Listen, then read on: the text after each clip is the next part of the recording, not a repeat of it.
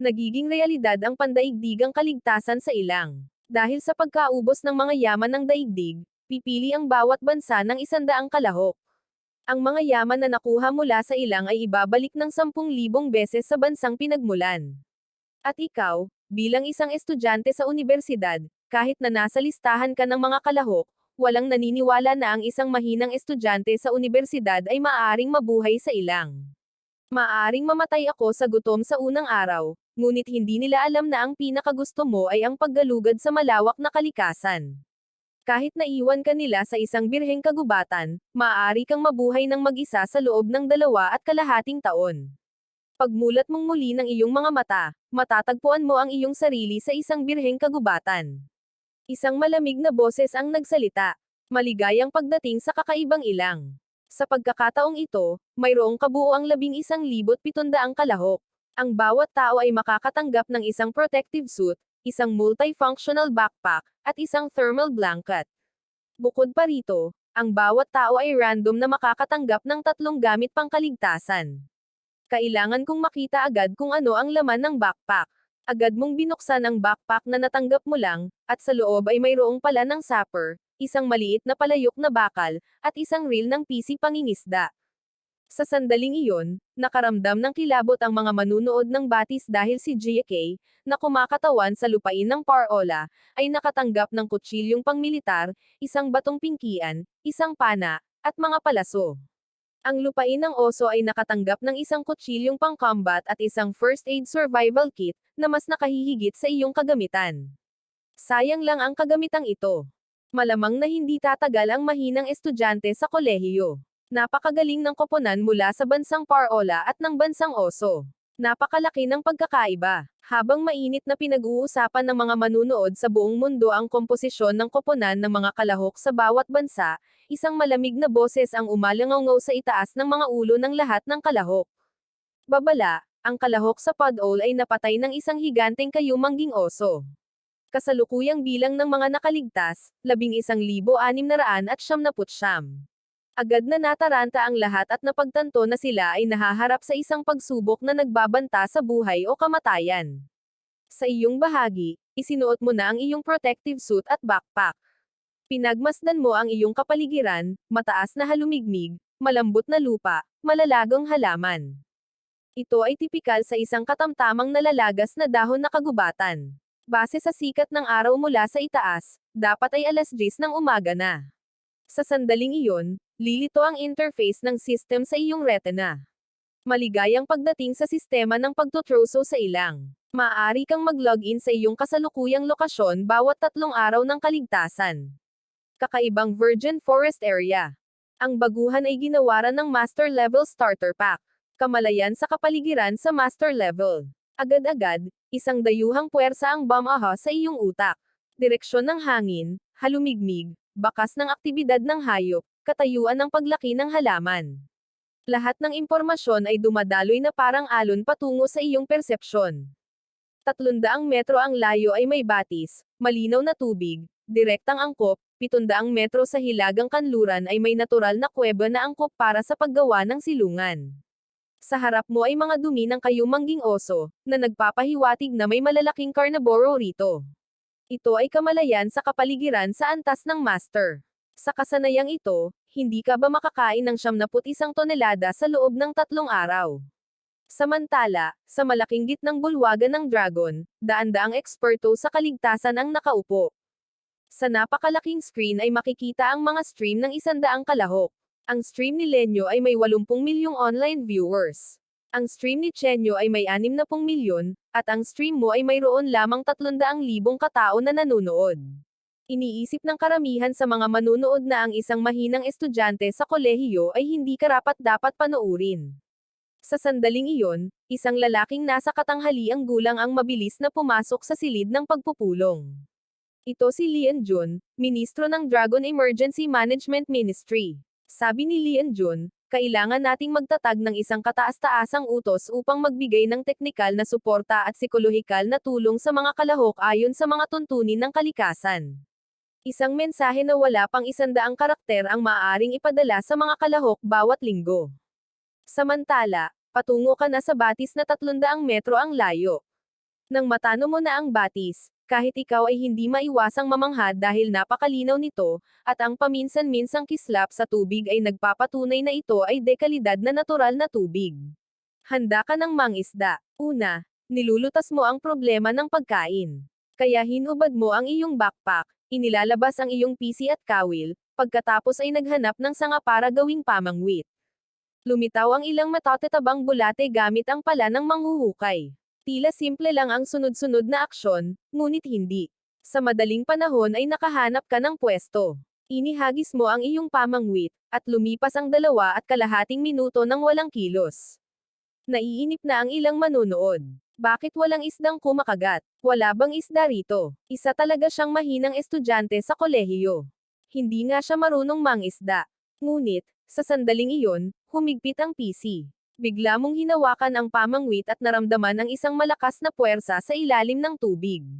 Ang isdang ito ay tumitimbang ng hindi bababa sa 2.5 na kilo.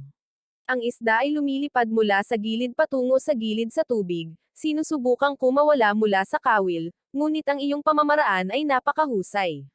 Hindi mo hinihila ng malakas ang pamangwit, sa halip ay ginagabayan mo ito sa mababaw na tubig. Sa wakas, pagkatapos ng 2.5 minuto, hinayla mo ang 1.5 metrong haba ng karpa papunta sa pampang. Sa sandaling iyon, isang malamig na boses mula sa sistema ang umalangaw sa buong mundo. Natukoy ang unang pagkuha ng mapagkukunan. Ang mekanismo ng pagbabalik ay na-activate ng 10,000 beses. Ang dragon ay nakakuha ng 10,000 ligaw na isda. Sa gitnang plasa ng kabisera ng dragon. Isang napakalaking haligi ng liwanag ang bumagsak mula sa langit at 10,000 karpa ang naipon, na bumubuo ng isang maliit na bundok, na bawat isa ay may bigat na 2.5 na kilo. Agad na sumabog ang batis. Dumagsa ang hindi mabilang na mga komento at ang bilang ng mga manunood ay tumaas ng husto sa 3 milyon. Wow! Talagang nag-rewind ito ng 10,000 beses. Ang Diyos wo ay hindi ka panipaniwala. Ang mga isda rito ay napakalaki. Talagang mahilig si Godwo sa paggalugad sa labas. Samantala, hindi mo pa rin namamalayan na may isda nang nakapagdulot ng kaguluhan. Inihagis mo ulit ang iyong pamangwit, at sa loob ng wala pang 10 minuto, kumagat ang pangalawang isda. Sa pagkakataong ito, mas malaking karpa ito kaysa sa una, ngunit hindi nito nati-trigger ang release system ng 10,000 beses. Pagkatapos, isang pangatlong isda ang kumuha ng pain, ngunit ang sistema ng pagbabalik ay hindi pa na-trigger ng 10,000 beses. Sa sandaling iyon, muling pumutok ang boses ng sistema. Ang manlalaro mula sa Demon Nation ay pumatay, at nakakuha ng mga resources para sa 3. Gantimpala para sa Demon Nation, 30,000. Haha, natanggap ng maliit na Hapones ang nararapat sa kanya. Karapat-dapat lang, baka. Bakit ang hanggal na babaeng iyon mula sa bansang demonyo ang pumatay? Ang manlalaro mula sa bansang Indian sa lungguhit, ay nakakuha ng bulok na prutas para sa 5. Gantimpala para sa bansang Indian, 50,000 bulok na prutas. Putulin ito ng manlalaro mula sa bansang Koreano, pagkuha ng bulok na isda para sa 2. Gantimpala para sa bansang Koreano, 20,000 bulok na isda. Ang mga gantimpala mula sa ibang mga bansa ay napakababa. Kung ikukumpara, ang karpa ng Diyos ng prutas ay mga banal na mapagkukunan. Humagalpak ng tawa ang mga manunood ng Dragon Nation. Iyon ang pagkakaiba. Sa sandaling iyon, tumunog ang isa pang system notification. Nakuha ng manlalaro ng Dragon Nation, si Lenjo, ang Wild Rabbit Resource. Gantimpala para sa bansang Dragon, 10,000 ligaw na koneho. Sa panig ni Lenyo, isang sugatang koneho ang nakahiga sa lupa. Sabi ni Lenyo, bata, naway magkaroon ka ng magandang reinkarnasyon sa iyong susunod na buhay. 3:00 na ng hapon. Mahusay mong nilinis ang mga isda gamit ang iyong pana at mga palaso. Pagkatapos ay nagpasya kang magkampo malapit sa anyong tubig na ito, ang kuweba na iyong naramdaman kanina.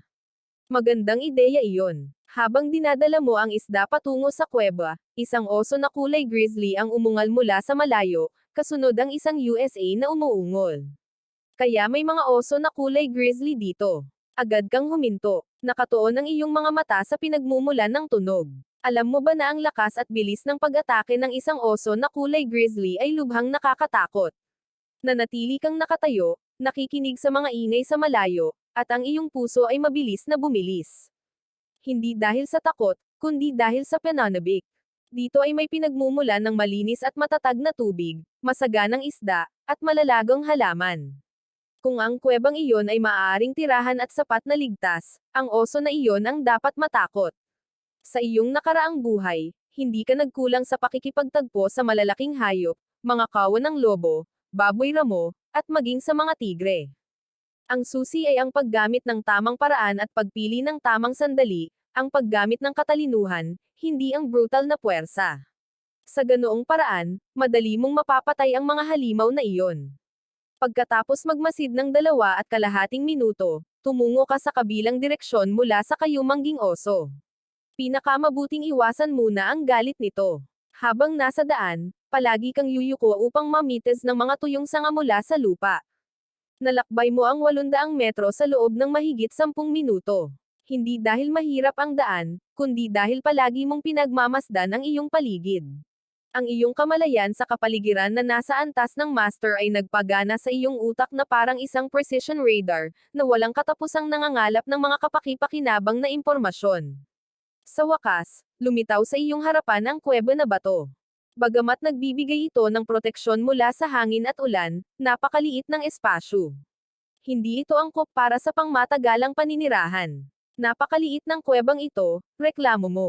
Kailangan ko munang magtiis. Matapos magreklamo, iniwan mo ang iyong backpack sa isang sulok.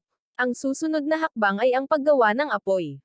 Kumuha ka ng isang dakot ng mga tuyong dahon at mga sanga na iyong natipon. Pumili ka ng 2 angkop na piraso ng kahoy, isa bilang pang-apoy at ang isa naman bilang pangbarena. Handa ka na, hinawakan mo ang barina gamit ang 2 kamay at sinimulan itong paikutin ng mabilis. Ang paggawa ng apoy gamit ang lumulutang na kahoy ay napakadali para sa akin. Total, nagsanay ako sa panlabas na paggalugad sa loob ng 2.5 taon. Pagkalipas ng 2.5 minuto, dahan-daang pumailang lang ang manipis na usok. Nang magliyab na ang apoy, sinimulan mo ng maghanda ng hapunan. Tinusok mo ang 3 isda sa mga patpat at inilagay sa apoy para ihawin. Pagkalipas ng 10 minuto, handa na ang 3 inihaw na isda, malutong sa labas at malambot sa loob. Samantala, ang mga manlalaro mula sa ibang bansa ay naghahanap pa rin ng mga ligaw na prutas na makakain. Hindi ka lang kumakain ng inihaw na isda, nakapaghain ka rin ng isang palayok ng tubig. Habang hinihimas mo ang iyong tiyan, at lubos na kontento, ang iyong kamalayan sa kapaligiran na nasa antas ng master ay nagbigay sa iyo ng isang mensahe. Malapit sa pasukan ng kuweba ay isang espesyal na uri ng halamang maladamo. Hindi lamang ito mainam para sa paggawa ng tsaa, kundi tila mayroon din itong mga epekto ng aphrodisiac. Isang bagay na napakasarap, kailangan ko itong hanapin agad. Ibinaba mo ang isda at sinimulang hanapin ang nakapalibot na lugar. Tunay nga, sa tabi ng isang bato ay may ilang manipis at berdeng mga halaman. Ito ay ang dragon void grass. Sa wakas ay nakakolekta ka ng 10 espesimen ng dragon void grass. Natuklasan ang bihirang pagkuha ng mapagkukunan. Ang Dragon Nation ay nakatanggap ng 100,000 dragon void grass. Agad na sumabog ang pandaigdigang pagkalat. Wow!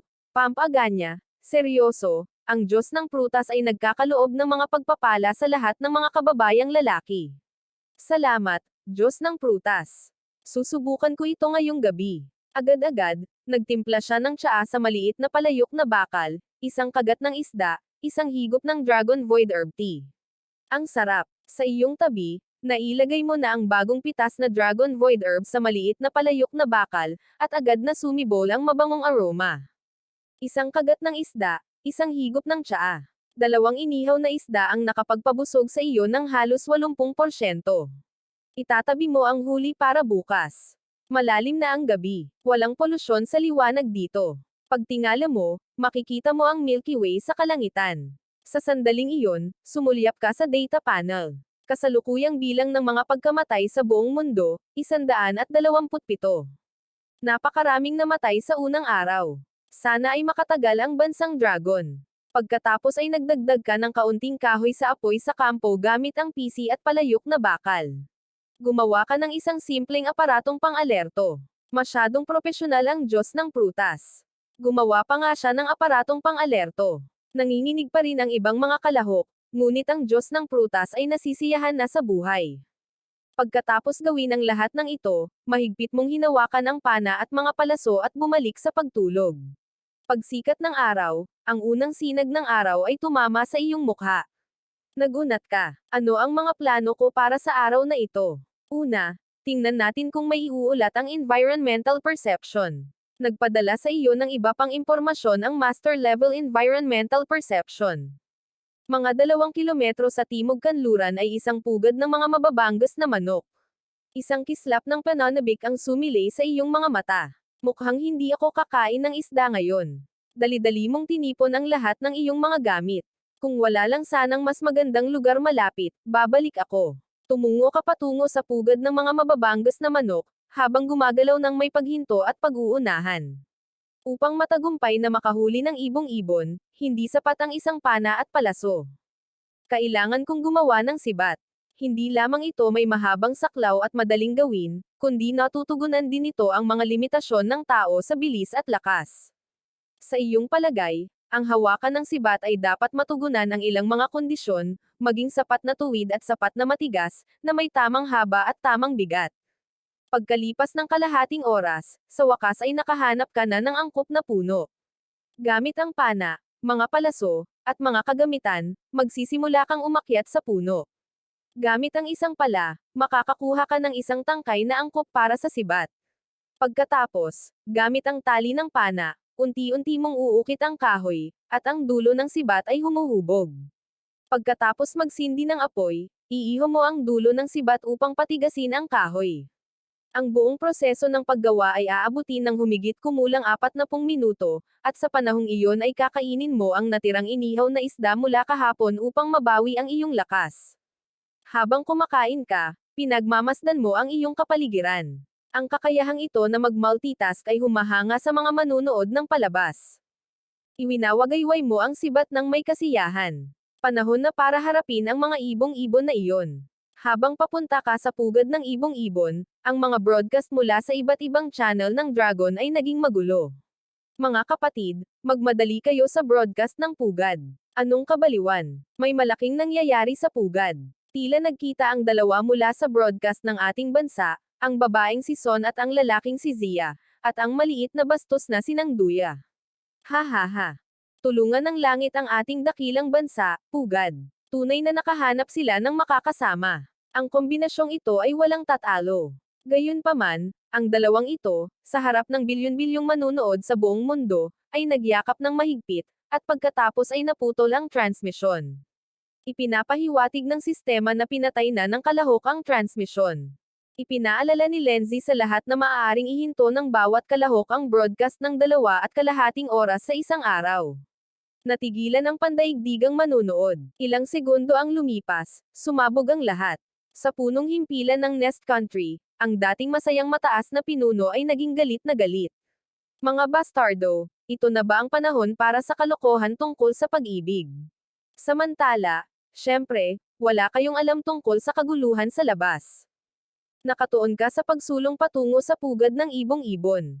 Ang kamalayan sa kapaligiran sa antas ng Panginoon ay patuloy na nagbibigay sa iyo ng impormasyon tungkol sa iyong kapaligiran, 100 metro sa unahan, 3 ibong-ibon ang naghahanap ng pagkain, 2 matanda at isang sisiw. Ito ay halos kalahati ng laki ng isang matanda, 2.5 metro lamang.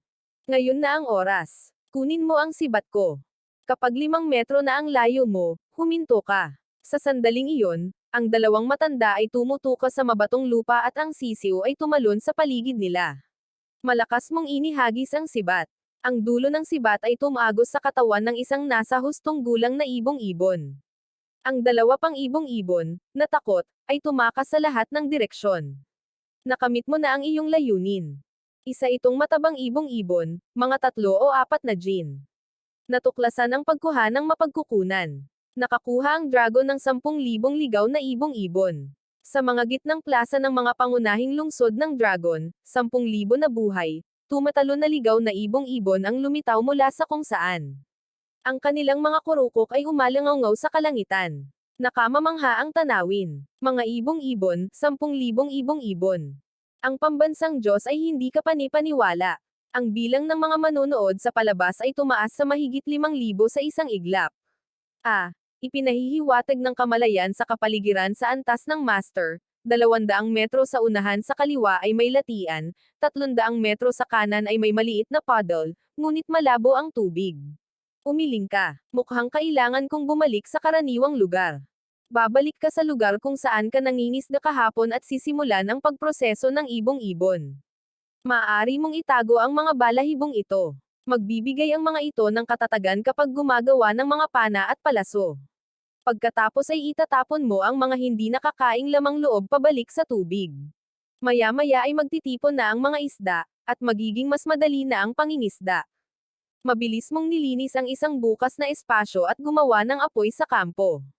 Pagkatapos, habang nangingisda, inihaw mo ang ibong-ibon. Marahil dahil sa mga lamang loob bilang pain, nakahuli ka ng maraming isda sa susunod na kalahating oras. Natuklasan ang pagkuha ng mapagkukunan, nakakuha ang dragon ng 30,000 halo-halong isdang tubig tabang. Ang bilang ng mga manonood ay lumampas sa 8 milyon. Habang kumakain ng inihaw na ibong-ibon, nililinas mo rin ang mga isdang iyon upang ihaw kasama nito. Sumirit. Sa sandaling iyon, biglang nagbigay ng alerto ang sistema. Ang kalahok sa dragon ay nakakuha ng 50 ligaw na kabute ng unggoy.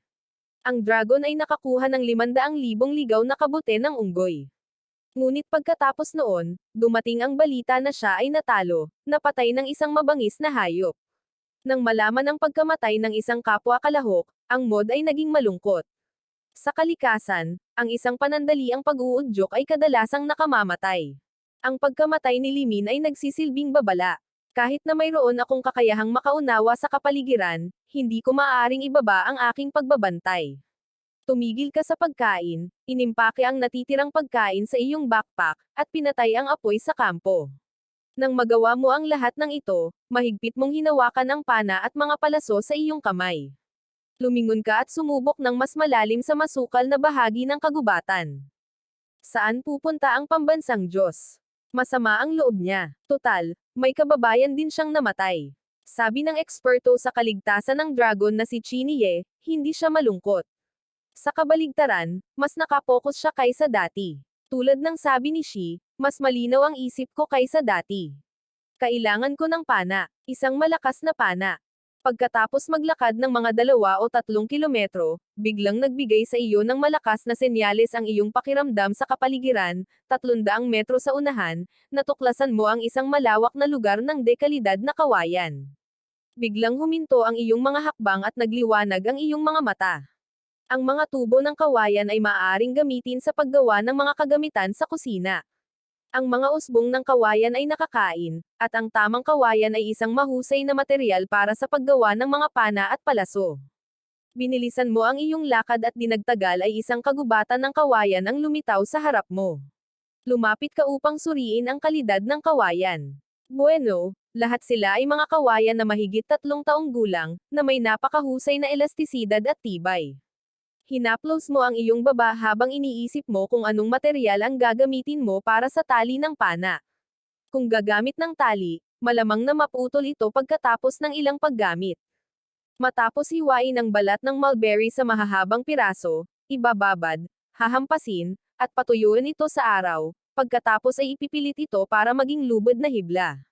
Sa pamamagitan ng pagtitirintes ng 3 hibla upang gawin ang tali ng pana, makakalikha ka ng isang napakatibay na piraso. Ang mga halaman sa mundong ito ay halos kapareho ng kay Lansen. Pagkatapos mong magdesisyon, itataas mo ang pala ng inhinyero sa iyong mga kamay at puputulan ang kawayan na napansin mo na sa puno. Pagkatapos ang pangalawa, ang pangatlo. Sa pagkakataong ito, hindi ka lamang gagawa ng pana, kundi pati na rin ng maraming palaso at ilang mga patibong na pangdepensa. Makakakuha ka ng malaking halaga ng estratehikong mga mapagkukunan ng kawayan.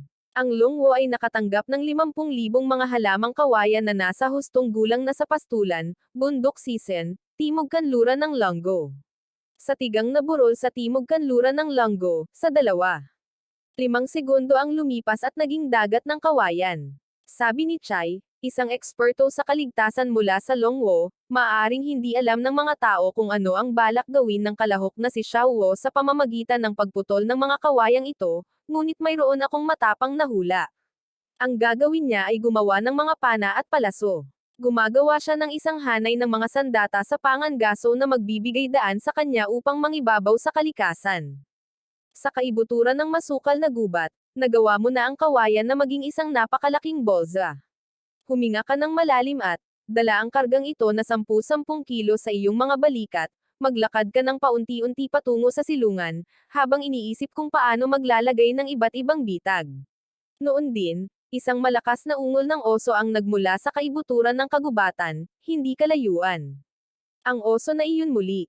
Sus Mariosep, mula sa tunog ng dagandong na ito, halos nasa harap ko na siya. Hindi siya malayo sa Diyos. Aba, tapos na, tapos na. Kung matuntan niya tayo ng harapan, mamamatay tayo ng walang duda. Gayunpaman, nang marinig mo ang dagandong na iyon na yumayanag sa atay at apdo, huminto ka sandali. Dahan-dahan kang lumingon at nakinig ng mabuti. Ang pagharap sa kanila ng harapan ay kahangalan. Ang makapal na balat ng oso ay sapat na upang makagawa ng dekalidad na baluti. Ang apdo ng oso ay mahalaga para sa gamot. Daan-daang kilo ng karne ng oso ay nagbibigay ng napakalaking enerhiya. Ito ay malinaw na isang minahan ng ginto ng mga mapagkukunan. Nang walang karagdagang pag-aalinlangan, ipinagpatuloy mo ang pagbubuhat ng kawayan at nagpatuloy sa iyong paglalakbay. Pagdating sa silungan, nang hindi man lang nagpapahinga, sinimulan mo ng proseso ang mga napakalaking tangkay ng kawayan na ito. Kukunin mo ang pala ng inhinyero at simulan mong putulin at hubugin ang kawayan. Gumawa ka ng 12 matutulis na tulos ng kawayan. Ito ang pinakakaraniwan at nakamamatay na bitag sa pangangaso, ang pagbuo ng mga dulo ng kawayan. Ang mga manonood ng batis, nang makita ang tanawing ito, ay huminga ng malalim. Wow! Ano ang gustong gawin ng Diyos na si Wo? Gumawa ka ng napakaraming sibat. Masama ang kutob ko. Itinali mo ang 12 tulos ng kawayan gamit ang mga baging at binabalot ang natitirang inihaw na isda at inihaw na manok. Gamit ang malalaking dahon, kinuha mo ang pala ng inhinyero at maingat na bumalik sa kagubatan. Kayo manggi na oso, tapos na ang iyong masasayang araw. Isang malakas at nakakasukang amoy ng bulok na isda na may halong amoy ng ihi ang sumasalakay sa iyong mga butas ng ilong. Sa daanan sa harap mo, makakakita ka ng kalat. Ito ay kalat ng oso, at ito ay sariwa. Maingat mong sinuri ang paligid upang matiyak na ligtas ito. Pagkatapos ay kinuha mo ang iyong pala at nagsimulang maghukay ng butas. Pagkatapos ng 2.5 oras, natapos mo na ang paggawa ng bitag na humigit kumulang 2.5 metro ang diametro at 2 metro ang lalim. Pagkatapos ay mahigpit mong itinusok ang bawat matutulis na tulos ng kawayan sa ilalim ng hukay. Kapatid, sana ay magustuhan mo ang mansyon na inihanda ko para sa iyo. Pagkatapos ay simulan mo ng pumili ng mga sanga at mga nalaglag na dahon upang itago ito. Mula sa malayo, ito ay parang isang kapatagan. Sino ang mag-aakalang sa ilalim nito ay may patibong ng kamatayan? Dahan-daang lumulubog ang araw. Babalik ka sa batis, pupunuin ang isang palayok ng tubig, kukuha ng panggatong, at babalik sa kuweba na bato, isang piraso ng manok, at isang higop ng tsaa. Ang kasiyahang iyon ay magpapakurap sa iyo sa kasiyahan, gaano man kabanggo ang pagkain, kung walang asin na pampalasa, wala itong kaluluwa. Ang pawis na nawala sa paghuhukay ng bitag sa maghapon ay malinaw na nagprotesta sa iyong katawan. Nakakaramdam ka ng bahagyang kasayman at panghihina sa manok, at ang iyong espiritu ay hindi kasing sigla ng mga nakaraang araw. Bukas ay kailangan mong maghanap ng asin. Pagkatapos kumain at uminom ng maayos, hindi ka nagpahinga, kundi nagpatuloy sa pagukit ng kawayan. Bigla, isang malakas na kulog ang narinig.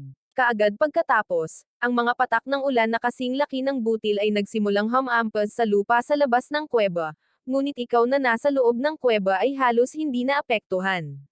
Pagkatapos gumawa ng isa pang simpleng alarma, mahimbing kang nakatulog.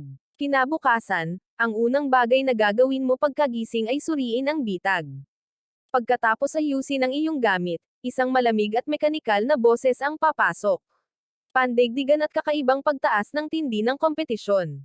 Ngayon, isang bagay na ang naihagis sa buong masukal na kontinente, kabilang ang ngunit hindi limitado sa pagkain, tubig, mga first aid kit, at maging mga baril. Direktang paghagis ng mga baril. Ito ang kaligtasan sa ilang, o poop. Lalabas na ito sa kontrol. Hindi malinaw kung para ito sa mga kalahok upang magpatayan. Tiyak na mababaliw sa tuwa ang mga tao mula sa House Nation.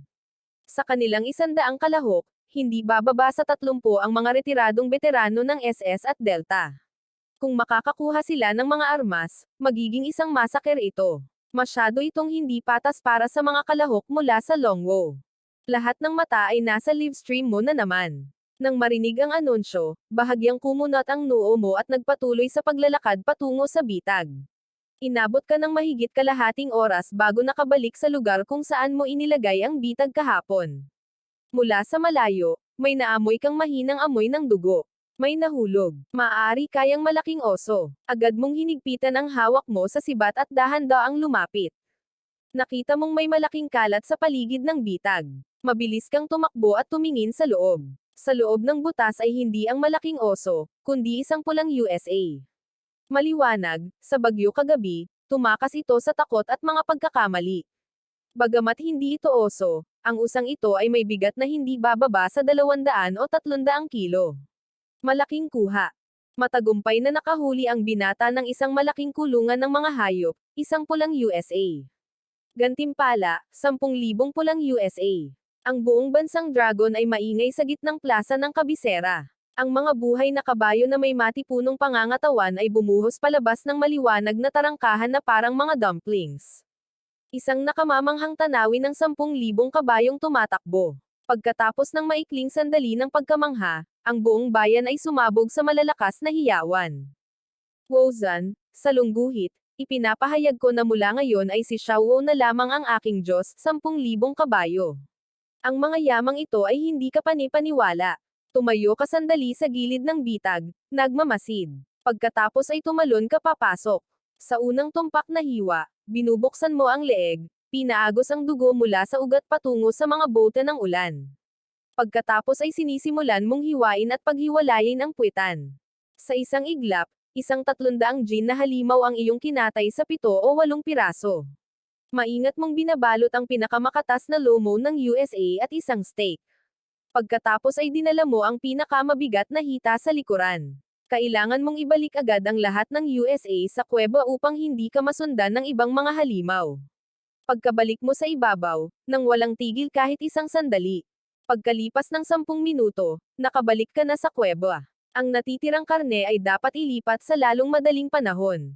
Samantala, sa masukal na kagubatan, wala pang 100 metro mula sa bitag, isang napakalaking kayumangging oso ang sumilip sa likod ng mga palumpong.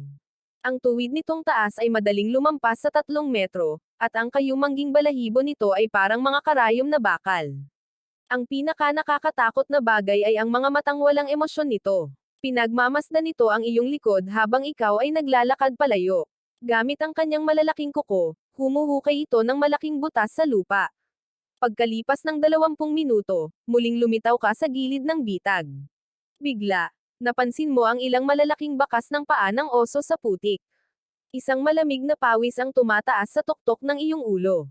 Kamakailan lang umalis ang bagay na iyon. Maaaring malapit na nga, nang ahas itong magnakaw sa akin. Tingnan mo kung hindi ko pupunitan ang balat ng oso mo. Ang galit sa iyong mga mata ay napalitan ng malamig na pagpatay.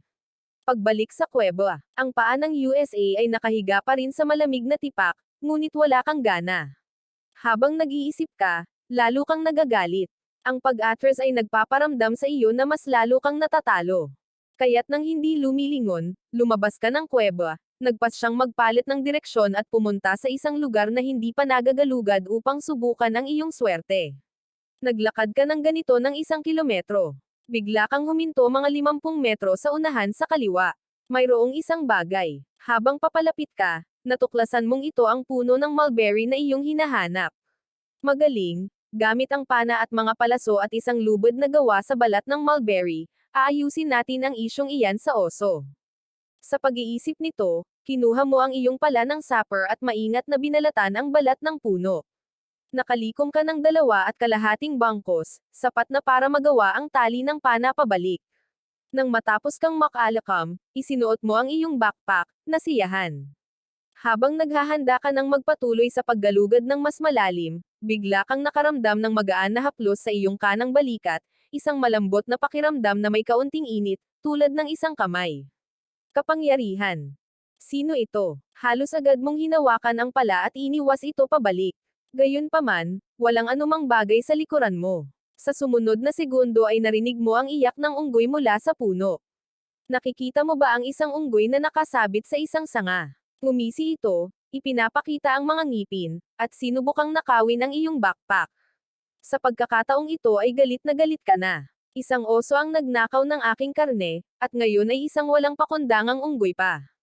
Nang ahas siyang dumihan ako. Sa kalikasan, ang awa ay kalupitan sa sarili. Mahigpit mong hinawakan ang pala, umalangaw ang sigaw ng unggoy sa kagubatan. Pagkatapos mong patayin ang unggoy, hindi mo pinansin ang bangkay ng unggoy. Hindi ka interesado sa pagkaing iyon. Noon din, muling sumabog ang live stream. Tingnan mo ang Indian. Puntahan mo ang lalaking Indian. Ang lalaking iyon ay hindi ka panipaniwala. Sa sandaling iyon, sa palabas ng Indian, isang kalahok na Indian na may malaking balbas. Si Kumar ay puno ng pagkagulat. Sa harap niya ay isang bagong bukas na lalagyan ng supply na may first aid kit at mga compressed biscuit. Ang pinakanakakagulat ay ang hawak niyang isang malaking butiki na mahigit 1 metro ang haba.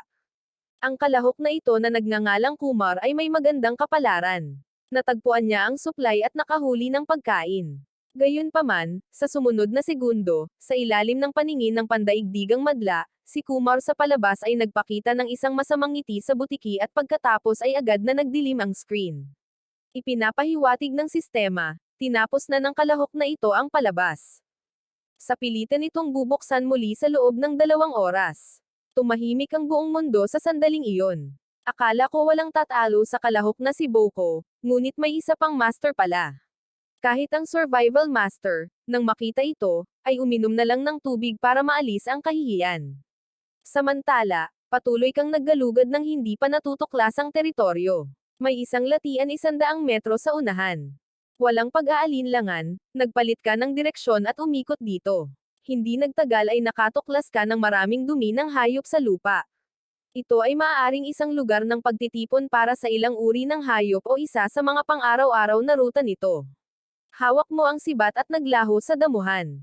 Sa clearing sa unahan, isang USA ang dinidilaan ng isang kulay abong bato. Biglang nanliit ang iyong mga mata. Isa itong minahan ng asin. Sa mga panahong ito, kakaunti lamang ang nakukuha mong asin mula sa mismong pagkain. Nagpapadala na ng mga senyales ng alarma ang iyong katawan, at ngayon ay isang malaking kayamanan ang inihaharap sa iyong mga mata. Gusto ko ang minahang asin na ito, at gusto ko rin ang usang ito. Dahan-dahan kang yumuko, papalapit sa USA, naghihintay na dumating ang linya ng pagpatay. Lumipad ang sibat at tinusok ang USA ng may katumpakan. Agad na tumakbo palayo ang USA sa takot, ngunit pagkatapos ng ilang hakbang ay natamba ito. Lumapit ka at binunot ang sibat. Hindi ka nagmadaling hilahin ang USA, ngunit lumingon ka at gumamit ng pala para kumuha ng isang piraso ng mineral na asin. Inilabas mo ang dulo ng iyong dila at dinilaan ito ng marahan. Tunay nga, ito ay asin mineral. Ang pagkakaroon ng asin ay nangangahulugan na maaari kang gumawa ng pinatuyong karne upang mapreserba ang pagkain sa mahabang panahon. Ang pisikal na enerhiya ay maaaring mabilis na maibalik sa pinakamataas nito, at ang pagkuha ng mapagkukunan ay Palladian din. Nakakuha si Long ng 10,000 mababangas na hayop. Sa susunod na pagkakataon, malakas mong nataman ang asin mineral. Bahagyang namamanhid ang dulo ng iyong hinlalaki sa bawat pag-indayog ng pala. Halos kalahati ng iyong backpack ang napupuno mo bago huminto. Ngayon ay nakakuha ka ng isang mos na nagkakahalaga ng humigit kumulang 40 o 50 at mahigit 20 gin ng magaspang na asin. Tila mas madali na ang paglalakad pabalik. Sa sandaling iyon, magpapakita ang sistema ng isang bagong abiso. Matagumpay na natalo ng kalahok na si Jack mula sa Dento ang kalahok na si Pedro mula sa 8 bansa. May sumalakay. Si Jack, dating poster ng Denta, miyembro ng 6th Commando Squadron, isang nangungunang sundalo, eksperto sa labanan sa gubat at pagpatay. Para sa kanya, Ang kaparangan na ito ay hindi isang lugar ng kaligtasan, kundi isang lugar ng pangangaso. Nagbago na ang katangian ng larong ito. Mula sa sandaling ito, bawat taong naninirahan sa ilang na ito ay maaaring maging mangangaso o biktima. Pagbalik sa kuweba, maglalagay ka ng isang piraso ng asin mineral sa isang patag na bato. Pagkatapos ay magbubuhat ka ng isa pang bato at hahampasin ito ng malakas, na makakakuha ng isang piraso na kasing laki ng isang kamao. Sa patuloy na paghampas, mayroon kang isang maliit na tumpok ng mga piraso ng asin mineral sa harap mo. Ang layunin ng paggawa nito ay upang linisin ito. Hindi lamang nito pinapabuti ang lasa kundi inaalis din ang karamihan sa mga mabibigat na metal. Ang proporsyon ng tubig sa mineral na asin ay humigit kumulang 10 hanggang 3. Susunod, iniinit mo ito upang matuno, ibuhos ang mga piraso sa isang palayok na bakal, at patuloy na haluin. Kapag natunaw na, kukuha ka ng isang walang laman na tubo ng kawayan mula sa iyong backpack at idagdag ang pinong buhangin mula sa pasukan ng kuweba, abo ng kahoy mula sa apoy sa kampo, at sa huli ay uling. Gumagawa ito ng isang simpleng pansala. Pagkatapos ay dahan-dahan mong ibuhos ang tubig alat sa pansala na gawa sa kawayan. Pagkatapos ulitin ang pagsasala ng 3 beses, ibuhos mo ang malinis na tubig alat sa palayok upang magsingaw at magkristal. Habang sumisingaw ang tubig, nagsisimulang lumitaw ang mga puting kristal sa ilalim ng palayok. Ang buong proseso ng paglilinis ay tumagal ng halos 2 oras. Kapag lumitaw ang patong na iyon ng mga kristal na asin na parang nyebe sa ilalim, matagumpay na nadalisay ang buong livchat. Ang asin na ito ay mukhang mas maputi kaysa sa anumang mabibili mo sa supermarket. Masyadong mahusay si Wozan. Pagkatapos ay inulit mo ang mga hakbang ng 2 beses pa hanggang sa mapuno ang tubo ng kawayan. Ang iyong tiyan ay naglalabas ng napapanahong ungol ng protesta. Panahon na para tamasahin ang biyayang dulot ngayon. Kukunin mo ang hita ng USA na nakuha ngayon. Gumamit ka ng pala para hiwain ang karne ng ilang beses. Pagkatapos ay iwisek mo ang bagong dalisay na asin dito. Pagkatapos ng halos kalahating oras, sa wakas ay naiho na ang hita ng USA. Kinagat mo ito at tumango. Kay sarap, kay sarap. Pagkatapos kumain at uminom ng busog, hindi ka nagpahinga, kundi sinimulan mong gawin ang tali ng pana. Ang mga hibla ng balat ng mulberry ay napakatibay. Matibay din ang mga ito. Isa itong mahusay na material para sa tali ng pana. Pinupunit mo ang balat ng kahoy sa manipis na mga piraso at sinisimulan mong pilipitin ang tali. Pagkatapos gawin ang tali, kinukuha mo ang kawayan na iyong pinutol kanina at sinisimulan mong gawin ang katawan ng pana. Pagkalipas ng 1 oras, isang perpektong pana ng kawayan ang lilito sa iyong mga kamay. Pagkatapos ay gumamit ka ng mas manipis na kawayan upang gawin ang mga palaso. Ginamit mo ang mga balahibo ng ibong-ibon na iyong nakolekta kanina bilang pang-fletching. Natapos na ang misyong ito gamit ang panang ito. Ang oso na nagnakaw ng aking karne ang siyang mananagot para dito. Bukas ay masusubukan ko ang kapangyarihan nito. Kinabukasan, ang sikat ng araw ay pumapasok sa pasukan ng kuweba. Gayunpaman, ngayon ang eksaktong 3 araw. Hindi ko alam kung anong gantimpala ang ibibigay ng sistema. Natukoy nito na ang host ay nakaligtas ng 3 magkakasunod na araw sa kagubatan. Natugunan niya ang mga kinakailangan sa pagpaparehistro. Magrehistro. Ngayon, sa isip, sabihin mo ang magrehistro at tapusin ang live stream. Kung may hahatid man ang sistema, tiyak na hindi ito makikita ng mga manunood. Biglang nagdilim ang malinaw na imahe sa palabas ni Long W. Agad na sumabog ang 1,000,000 manunood. Wow! Anong nangyayari? Nasaan si Mi Wozan? Bakit nagdilim ang screen? May nangyari ba sa kanya, di ba? Huwag mo akong takutin. Hinawakan ng survival expert ang kanyang baba at dahan-daang sinabi, siguro gumagawa siya ng isang mahalagang kagamitan. O, kapag matagumpay ang pagpaparehistro, makakatanggap ka bilang gantimpala ng isang pistulang Deer Eagle na May 30th bala. Mga baril. Gamit ang pana at palaso, pakiramdam ko ay nakapasok na ako sa panahon ng mga malamig na armas. At ngayon, gamit ang pistulang ito, direktang humakbang ako patungo sa modernong digmaan. Ngunit ngayon, paano ko ito ipapaliwanag? Hindi ko basta-basta masasabi sa mga manunood kung kailan ako muling magbo-broadcast. Ginawa ko ito gamit ang kawayan at mga baging. Airdrop. Oo, airdrop. Ilalagay mo ang magazine kasama ang pistola sa loob ng backpack. Pagkatapos gawin ang lahat ng ito, ay restart mo ang live stream. Pagkatapos, gamit ang iyong kaliwang kamay, kukunin mo ang bagong pana at palaso na kawayan. At gamit ang iyong kanang kamay, dadalhin mo ang matalas na sibat. Lumabas ka na kompleto sa armas mula sa kuweba. Napansin ng mga manonood na papunta ka sa bitag. Go! Go! Isang higanteng oso iyan. Pana at palaso lang ang gamit niya. Masyadong matapang si Wozan. Matatalo ba ng panang kawayan ang isang oso na kulay abo? Naging seryoso ang ekspresyon ni Chini. Napakatapang nang napili ng kalahok na si Xiaowo, at napakapanganib din.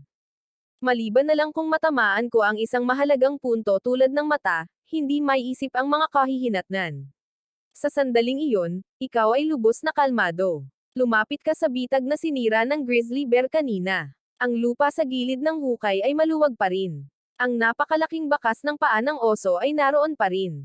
Hindi ka nagmadaling kumilos, ngunit sinimulan mong isaayos muli ang bitag. Ibinalik mo ang mga matutulis na tulos ng kawayan na hinukay mo kahapon at perpektong tinakpan ang butas gamit ang maluwag na lupa at mga dahon. Pagkatapos ay itinapon mo ang duguan na karne ng USA sa bitag. Pagkatapos gawin ang lahat ng ito, pumili ka ng isang puno na may magandang tanawin at umakyat. Binunot mo ang tali ng pana at tinutukan ang nakatagong bitag sa ibaba. Handa na ang lahat. Ikaw ay magiging isang mangangaso na may lubos na pagtitiis, humahalo sa iyong kapaligiran. Tahimik kang naghihintay na mahulog ang oso na iyon sa sarili nitong bitag. Malaking oso, handa na ang iyong tanghalian. Makikita na lamang kung maglalakas loob kang lumapit at kunin ito. Sa mahabang paghihintay, nanatili kang hindi gumagalaw upang patayin ang oras. Binuksan mo ang screen ng system. Isang linya ng mga update sa impormasyon ang makikita sa screen. Matagumpay na nabuksan ng kalahok na si Bruce mula sa Lighthouse Country ang isang resource airdrop at nakakuha ng isang composite crossbow. Para naman sa archery, namatay ang kalahok na si Rag mula sa Third World matapos makain ng isang nakalalasong halaman. Natuklasan ng kalahok sa Dragon Country na si Wan Xin ang iron ore. Isang open pit na minahan ng bakal ang idinagdag sa teritoryo ng Dragon Country. Sa ngayon, lahat ay may mga sandatang kahoy. Kailangan nilang lumabas at mag-explore pa. Iyan ang susi. Ang pagtunaw ng iron ore upang makagawa ng mga sandatang bakal ang landas tungo sa pangmatagalang pag-unlad. Kailangan mong alisin ang oso na ito sa lalong madaling panahon at gawing legal ang pinagmulan ng iyong baril. Samantala, sa isa pang kalapit na lugar, isang maliksi na figure ang tahimik na dumadaan sa mga puno. Ito ay ang piling sundalong si Lenju. Sa kanyang live stream, mataas din ang kanyang kasikatan. Hindi mabilang na manunood ang sumusunod sa kanyang pananaw, na nakakaranas ng isang textbook na paglusot sa gubat. Biglang huminto si Lenyo. Ito ay isang maliit na piraso ng pinutol na balat ng kawayan. Pinulot niya ito at maingat na sinuri. Pagkatapos ay ibinaling niya ang kanyang tingin sa isang kuweba na hindi kalayuan. Hindi siya sumulong ng padalos-dalos, kundi sinimulan niyang suriin ang paligid ng kuweba. Di nagtagal, mas maraming bakas ng presensya ng tao ang lumitaw sa kanyang harapan. Mga tuod ng puno na pinutol gamit ang matatalas na kagamitan, mga mantsa ng dugo mula sa pagproseso ng mga lamang loob ng hayop. Sa wakas, narating niya ang pasukan ng kuweba kung saan siya nakatira. Sa loob, ang mga baga ng apoy sa kampo ay may init pa rin, at sa sahig ay naroon ang isang basag na piraso. Nagsama-sama ang lahat ng detalye, na nagbabalangkas ng isang malinaw na imahe sa kanyang isipan, isang lubos na may karanasang pag-iral na may mahusay na praktikal na kasanayan, isa na nakalutas na sa problema ng pagkain, apoy, at asin. Isang makapangyarihang nilalang. Wow! Ito pala ang tahanan ng Diyos ng prutas. Ito ang matagal nang nawawalang kasamahan. Tumayo ang lahat sa pinakamataas na punong himpilan ng Dragon Country. Sana'y muling magsama si Lenyo at kayo, para kayong dalawa ay makapatay. Ang tsansa ng Dragon Country na manalo ay tataas ng walang hanggan. Nakakalungkot na wala silang magagawa. Pinagmasdan ni Lenyo ang kuweba ng buong 5 minuto. Sa wakas, pinili niyang umatras. Ang teritoryong ito ay mayroon ng may-ari, at hindi niya alam kung ang isa ay kaibigan o kaaway. Ang walang ingat na pagpasok sa teritoryo ng isang kuta ay lubhang mapanganib. Kailangan niyang maghanap ng iba pang mga kababayan sa Dragon Country na nangangailangan ng tulong. Hinawakan niya ang kanyang backpack. Sa loob ay ang pinatuyong karne na kanyang inihanda. Ito ang kanyang supply ng pagkain at ang kanyang pag-asa rin para sa mga magiging kasamahan sa koponan. Sa oras na ito, 4 o 5 oras na siyang nasa puno. Bigla, isang napakagulong tunog ng paglagazlas ang narinig. Ito ay ang ingay ng isang malaking katawan na dumudurog sa mga nalaglag na dahon at mga nabali na sanga. Nagulat kang iminulat ang iyong mga mata. Isang napakalaking kayumangging oso ang dahan-daang lumabas mula sa kaibuturan ng kagubatan. Mas malaki ito kaysa sa iyong inaakala. Kung tatayo lang ito, madali itong lalampas sa 3 metro. Sumabog ang broadcast room. Agad-agad, dumating na ang malaking oso. Ang malaking oso, Diyos ng prutas, tumakbo ka. Kahit palaso ay hindi ito kayang tagusan. Mas seryoso ang iyong ekspresyon kaysa dati. Ngayon ay nakasalalay na kung gagana ang iyong bitag. Paika-ika ng paika ang paglapit ng higanteng oso sa bitag. Tiningnan ng oso ang piraso ng USA na naglalabas ng nakakaakit na aroma, ngunit hindi ito gumagalaw, naglalakad lamang ito sa paligid ng bitag mula sa isang gilid patungo sa isa pa. Paminsan-minsan, sumisingot ito ng matalim. Tila alam nitong mapanganib ang pagkaing ito. Lumilipas ang oras, minuto-minuto. Kumakabog ang iyong puso sa iyong lalamunan. Ang ulo ng palaso, na gawa sa buto ng USA, ay nakatutok ng direkta sa mata ng higanteng oso.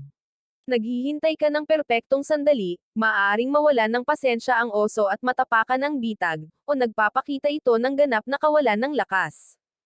3 beses na umikot ang higanteng oso sa bitag, ngunit ang sumunod na aksyon ay nag-iwan sa iyo at 10-10 milyong manunood ng Dragon Country na walang masabi.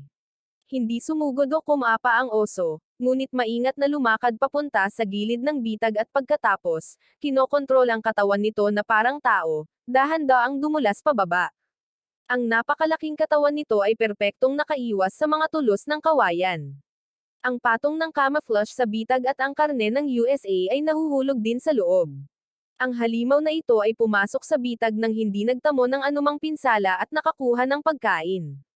Salungguhit, ito ay isang oso. Mas matalino ito kaysa sa malaking oso at oso dalawa. Ang buong silid broadcast ng Dragon Country ay sumabog sa mga komento. Lahat ay namangha sa katalinuhan ng oso. Sa puno, namumukod tangi ang mga ugat ng iyong kamay na may hawak na pana. Naisip mo ang napakaraming posibilidad, ngunit hindi ito kailanman naroroon. Ang higanteng oso sa ilalim ng hukay ay dinampot ang USA at naghandang umakyat palabas ng bitag. Ang puso ng milyon-milyong manunood ay nasa kanilang mga lalamunan. Dumating na ang pagkakataon. Mula sa tuktok ng puno, ang sulok ng iyong mga labi ay kumukulot sa isang nagyayelong anggulo. Tulad ng paglitaw ng ulo ng oso sa gilid ng bitag. Ikaw iyon. Ang palaso ay tumagos sa nakamamatay na katahimikan ng kagubatan, bagamat tinamaan nito ang higanteng oso sa noo. Ang simpleng panang kawayan at ang palaso na gawa sa buto ng USA ay hindi kayang tumagos sa makapal na bungo ng oso, ngunit ang napakalaking puwersa ng pagtama ay tumatama sa ulo nito. Ang oso, na nakaramdam ng sakit, ang katawang halos na bunot nito ay agad na bumagsak paatras. Kasabay ng sunod-sunod na bitak ng buto at laman, sa wakas ay natagpuan ng nakamamatay na tulos ng kawayan ang kanilang target. Isang nakakadurog ng puso at matinding ungol ang pumailan lang sa kalangitan. Bahagyang nanginag ang buong bundok. Hindi mabilang na mga ibon ang lumipad sa takot, at sa mataas na bahagi ng puno, ang mga butil ng pawis ay kumikinang sa iyong noo. Nang hindi naglakas loob na mag-relax kahit isang segundo, hinugot mo ang pangalawang palaso mula sa iyong likuran, handang akitin muli ang ulo ng oso palabas. Isa na namang sunod-sunod na walang awang suntok ang naghihintay sa kanya. Ang mga ungol ng oso sa bitag ay lalong lumakas ang galit. Ang kanyang malalaking kuko ay walang taros na tumama sa makitid na ilalim ng hukay. Di nagtagal, isang makapal na ulap ng alikabok ang lumabas mula sa bunganga ng bitag, na agad kang nabulag. Ang oso na ito ay tuso. Pinigilan mo ang iyong hininga at nakinig ng mabuti sa mga galaw sa ibaba. Ang mga kalabog sa alikabok ay unti-unting tumigil, napalitan ng tunog ng pagkayod ng lupa. Ito ay umaakyat. Mas hinigpitan mo pa ang pana. Bigla, isang malaki at madilim na anino ang dahan-daang sumikat, ngunit sa pagkakataong ito ay nasa harap mo na ito. Kahit na malakas ang iyong ugali, nagmura ka sa loob-loob mo. Ang talino sa pakikipaglaban ng oso na ito ay lubos na nalampasan ang reaksyon ng isang halimaw. Nabaril na ito kaagad, at agad nitong alam kung saan nanggagaling ang banta, mabilis na nakakahanap ng pinakamahusay na estratehiya. Kasabay ng isang sipol, ang pangalawang palaso ay lumipad sa ere. Ang dulo ng buto ng USA ay tumama sa likod ng oso, na nagdulot ng tunog na parang katad na tinatamaan, at madaling naiwas. Ang palaso ay hindi man lang nag-iwan ng marka sa balahibo. Sa kaibuturan mo, alam mong may mali. Inabot mo ang pangatlong palaso, ngunit sa maikling sandaling iyon, ang higanteng oso ay nakawala na sa bitag. Agad na natuon ang kanyang mga mata sa iyo, sa itaas ng malaking puno. Sa sumunod na segundo, siya ay naging isang mabigat na tangke na wala sa kontrol, mabilis na tumatakbo patungo sa puno. Tapos na. Tapos na. Paano makatakas? Hindi ako maglakas loob na tumingin. Sino ang magliligtas sa Diyos ng prutas? Patay na ang Diyos ng prutas. Tiyak, hindi ba? Nakakatakot ang pagtama ng oso. Maubos mo na sana ang lahat ng iyong kaalaman at wala nang makitang posibilidad na mabuhay ang tao sa ganitong sitwasyon. Marahas na bumangga ang katawan ng higanteng oso sa matandang puno, na sinundan ng pangalawang pagbangga. Mabilis na kumalat ang isang malinaw na bitak sa gitna ng puno. Ilang segundo bago gumuho ang higanteng puno, gumalaw ka, hinawakan ang matigas na sibat gamit ang dalawang kamay, at tumalon patungo sa oso sa ibaba. Diyos ko, baliw siya, baliw siya. Ang prutas na Diyos ay tunay na hindi natatakot sa kamatayan. Nang akala ng lahat ay sumusuko ka na, sa susunod na segundo ay nakakita sila ng isang bagay na hindi malilimutan. Nahulog ka na parang isang bala ng tao mula sa langit. Walang katapusang lumawak ang oras sa sandaling iyon. Ang takot ay unang lumitaw sa mga mata ng higanteng oso. Karamihan sa sibat ay bumaon ng tuluyan sa ulo ng oso. Bumagsak ng mabigat sa lupa ang higanteng oso, pagod na pagod. Nang inag ito ng ilang beses at pagkatapos ay tumigil sa paghinga. Lubos na katahimikan. Ang milyon-milyong manonood sa silid broadcast ng Dragon Nation ay natigilan ng mahigit 10 segundo.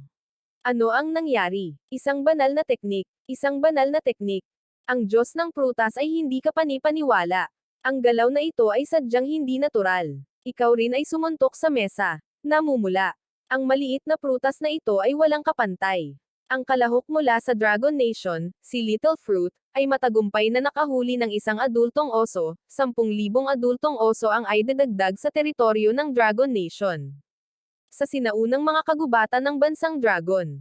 At sa mga reserba ng kalikasan, lumitaw mula sa kung saan ang mga higanteng oso na may napakalaking laki, isa-isa.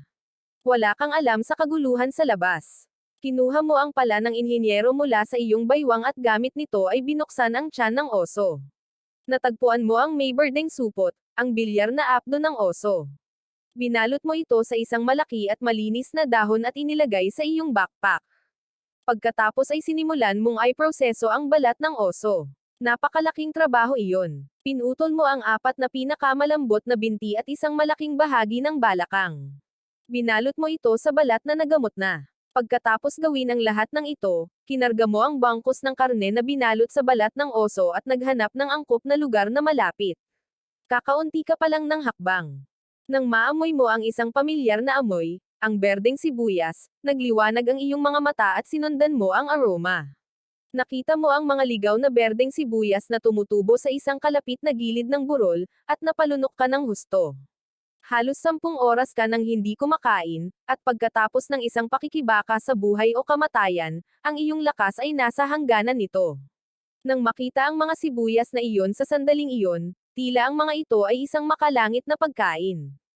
Kay swerte ko, mabilis kang naglakad papunta sa bukid ng sibuyas at walang pag-aalinlangang nakabunot ng 100 makakapal na tangkay gamit ang mga kayamanang ito. Kumpleto na ang piging ng karne ng oso ngayon. Nakahanap ka ng patag na lugar sa malapit at nagpaninggas ng apoy. Inilagay mo ang balakang ng oso sa isang patag na bato at gamit ang pala ay hiniwa ito ng makapal.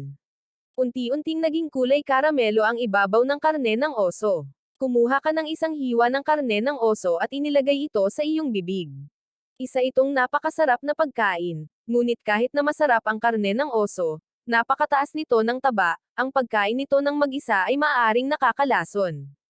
Kaya naman, ang mga berdeng sibuyas na naman.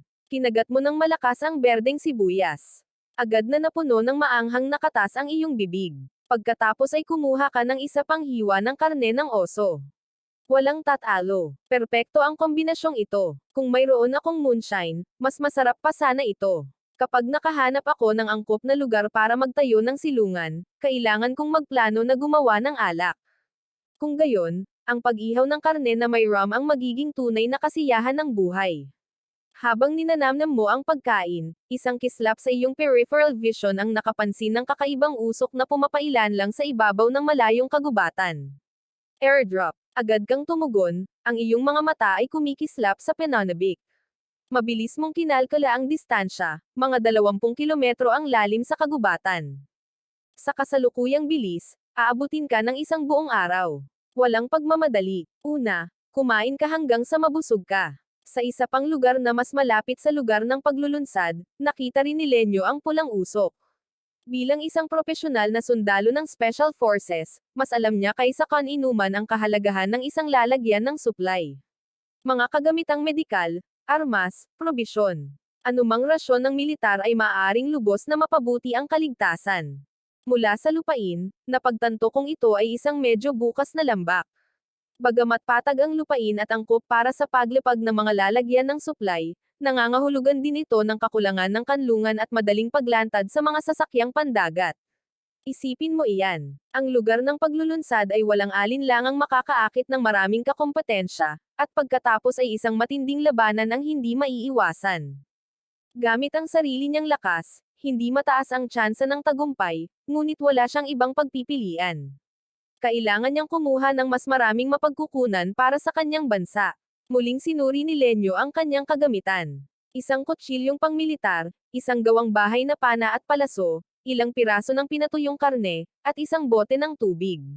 Huminga siya ng malalim at sumulong sa direksyon ng lalagyan. Nako, nakita na rin ng Diyosa na si Lenyo ang lalagyan. Magiging interesante ito. Magkikita ang Diyoswo at ang Diyosa sa lugar ng paglulunsad. Pakisamahan sila. Balutin mo ang ilan sa karne ng oso sa malalaking dahon at itago ito sa ilalim ng iyong backpack. Sayang at napakaliit ng backpack. Karamihan sa karne ng oso ay maaari lamang itapon. Mayroong daan-daang kilo ng karne ng oso sa lupa. Ang lahat ng pagkaing iyon ay isang tagapagligtas ng buhay sa ilang, ngunit walang paraan upang magbuhat ng ganoon karami ng mag-isa. Pagkatapos ay maglalakad ka ng may mahahabang hakbang patungo sa direksyon ng pulang usok, sa dalesdis na pinakamalapit sa lugar ng paglulunsad. Matsusita Sasalem Los Labios. Mahal, nakita mo ba yon? Nagpakita ang maliit na kuting ng isang hanay ng mapuputing ngipin. Siyempre nakita ko, ang aking mabangis na kuting. Kailangan nating makuha ang lalagyan na iyon kahit ano pa ang mangyari. Tinipon ng dalawa ang kanilang mga gamit at nagmadaling lumapit sa lalagyan. Sumabog ang mga live stream sa buong mundo. Nako, malapit na itong maging ganap na kaguluhan. Ang dalawang aso at babaeng iyon mula sa ating bansa ay nagpapakita pa rin ng pag-ibig, nakakadiri sila. Mas marami silang kalamangan sa bilang. Ang iba pang mga kakompetensya ay nasa panganib. Sa sandaling iyon, mabilis kang gumagalaw sa masukal na kagubatan, karne ng oso, balat ng oso, at iba't ibang kagamitan. Sa kabuoang bigat na hindi bababa sa 30 kilo, mararamdaman mong magsisimulang sumakit ang iyong mga balikat. Ang pag-abot sa punto ng lalagyan ay aabutin ng napakatagal. Kailangan mong humanap ng paraan para bumilis. Noon din, tumunog ang pamilyar na sistema sa iyong isipan. May nakitang mga espesyal na yamang mineral sa malapit, pakiramdam mo ay may hindi nakikitang sinulid na humihila sa iyo sa isang partikular na direksyon. Sinundan mo ang direksyong itinuturo ng iyong mga pandama at nakarating ka sa isang natural na bangin. Wow! Isang likas na minahan ng ginto. Sa modernong lipunan, ang ginto ay isang mahirap na kayamanan. Naku po, yumaman ako ng husto. Agad mong hinugot ang pala ng iyong sapper. Tinamaan ng pala ang bato, na nagdulot ng malinaw na tunog ng pagkalabog. Pagkatapos ng matinding pagsisikap, sumabog sa kagalakan ang buong kaharian ng mga dragon sa buong lupain. Maliliit na burol ang tumataas mula sa lupa. Matapos makolekta ang lahat ng gintong mineral, nilagyan mo ng reload ang iyong backpack at tumungo sa launch point. Walang duda na nagmamadali rin ang ibang mga kakompetensya. Kailangan mong maging mabilis. Gayunpaman, wala pang kalahating oras ang lumipas, biglang nagbago ang panahon ng walang babala. Madilim na ulap ang umikot sa paligid, at pagkatapos ay isang makapal na granizo ang bumagsak mula sa langit. Nagmamadali kang kinuha ang palayok na bakal at walang pag-aalinlangang inilagay mo ito sa iyong ulo. Ngunit ang bawat granizo ay tumatama sa iyong katawan ng may matinding sakit. Di nagtagal, ang iyong likod ay nasa iyong ulo, ngunit ang bawat granizo ay tumatama sa iyong katawan ng may matinding sakit. Di nagtagal, ang iyong likod at mga braso ay nababalot ng mga pasa. Ito ay nakamamatay. Tumakbo ka ng buong bilis habang nakapatong ang palayok sa iyong ulo, naghahanap ng masisilungan kahit saan. Sa wakas, nakakita ka ng isang kuweba sa ilalim ng bangin na hindi kalayuan. Napakasama ng panahon. Si Matsusites at ang batang iyon mula sa ating bansa ay takot na tumakbo sa kagubatan, kahit na nagtatago sila sa ilalim ng isang malaking puno. Hindi mapigilan ng mga dahon ang granizo. Pareho silang may mga pasa at namamaga ang mukha. Tingnan mo, mula sa Republic of Lighthouses. Lumitaw ang isang clearing na walang takip sa paligid. Hindi pa siya nakakahakbang ng ilang hakbang. Nang tumama ang isang higanteng granizo sa kanyang tuhod at hindi siya makabangon ng ilang sandali, bumagsak ang granizo malapit sa pasukan ng kuweba. Patuloy na bumababa ang temperatura sa loob ng kuweba. Bumubuga ka ng puting hininga. Mukhang hindi ka pa aalis sa lalong madaling panahon. Kinuha mo ang natitirang karne ng oso mula sa iyong backpack at naghanda na gumawa ng apoy para mainaitan ang iyong sarili. Dahil sa masamang panahon na ito, mahirap gumawa ng apoy sa pamamagitan ng pagkuskus ng kahoy. Karaniwan ay ilang minuto lang ang kailangan para masindihan ito. Sa pagkakataong ito, pagkatapos ng kalahating oras, wala pa rin kahit isang kislap. Mukhang kakailanganin ko ng batong pingkian. Nang malapit ka nang magpahinga bago bumalik sa pagkuskus ng kahoy, bigla kang nakarinig ng mga yabag sa labas ng kuweba. Mabilis mong inikat ang iyong ulo patungo sa pasukan, palihim na hawak ang iyong pala sa makapal na kurtina ng granizo. Malabo mong nakita ang isang figure na papalapit sa iyo. Mas lumino ang figure dahil sa granizo. Isa itong lalaking katamtaman ang taas at may malaking backpack. Saang bansa nagmula ang kakompetensyang ito? Huminto ang lalaki mga 3 metro mula sa pasukan ng kuweba nang makita kanya, alerto ang ekspresyon. Mukhang kinakabahan siya. Wala akong masamang intensyon, sabi niya, habang mabilis na itinaas ang kanyang mga kamay.